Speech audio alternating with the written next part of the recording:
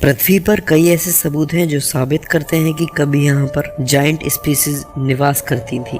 वह हमारे पूर्वज थे या कोई और, यह बात अभी तक अनएक्सप्लेन्ड है। कुछ लोग इन्हें हमारे पूर्वजों के अंश मानते हैं। जियोलॉजिस्ट और साइंटिस्ट की अपनी अलग थ्योरी है, तो कुछ लोग इन्हें पौराणिक समय का सबूत मानते हैं। क्या सच में यह प्रूफ्स हमारे पूर्वजों के हैं या यह हमें कुछ और बताते हैं?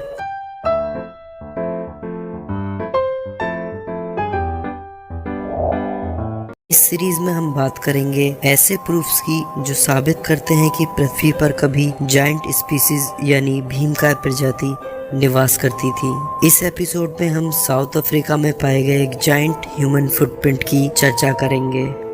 दोस्तों, माना जाता है कि यह फुटप्रिंट लगभग 20 करोड़ साल पुराना है, जो कि 1912 में एक साउथ अफ्रीकन टाउन प्लूजी के पास एक शिकारी ने खोजा था।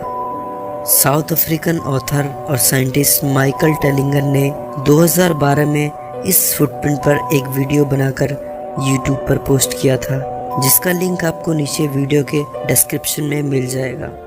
माइकल ने बताया कि फुटप्रिंट की लंबाई करीब 4 फीट है और जिसका भी यह फुटप्रिंट है उसकी औसत लंबाई 24 से 27 फीट के बीच रही होगी। हालांकि फुटप्रिंट की एज 20 करोड़ साल बताई जा रही है, पर कुछ जियोलॉजिस्ट इसे 300 करोड़ साल पुराना भी मानते हैं। अब सवाल यह उठता है कि क्या सच में फुटप्रिंट करोड़ों साल पुराना है? अगर है तो किसका और कैसे बना? फुटप्रिंट को लेकर जियोलॉजिस्ट, साइंटिस्ट और क्रिटिक्स की अपनी अलग थ्योरी है। माइकल और अन्य जियोलॉजिस्ट मानते हैं कि फुटप्रिंट हमारे पूर्वजों का सबूत है। यह साबित करता है कि कभी यहाँ जायंट स्पीसीज निवास करती थी।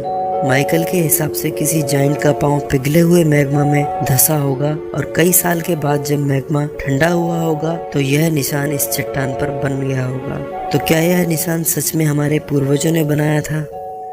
डॉक्टर जे वाइल, जो कि न्यूक्लियर केमिस्ट हैं, इन सभी तर्कों को नकारते हुए कहते हैं कि यह कोई फुटप्रिंट है ही नहीं, बल्कि नेचुरल इरोजन यानी प्राकृतिक अपरदन से बना निशान है, क्योंकि ऐसे कई गहरे निशान और गड्ढे जियोलॉजिक प्रोसेस के दौरान पृथ्वी की प्लेट खिसकने से बनते हैं।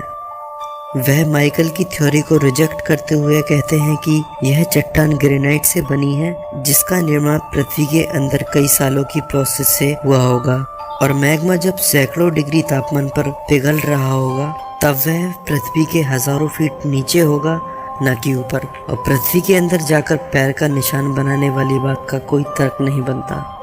दूसरे क्रिटिक गार्थ मिशेल का भी यही मानना है कि यह पांव का निशान जियोलॉजिक प्रोसेस से बना है। मिशेल की माने तो मैग्मा पर फुटप्रिंट बनाने के लिए उसका तापमान करीब 1200 डिग्री होना चाहिए और किसी जीवित मानव के लिए दहकते लावे में पांव का निशान बना पाना नामुमकिन बात है।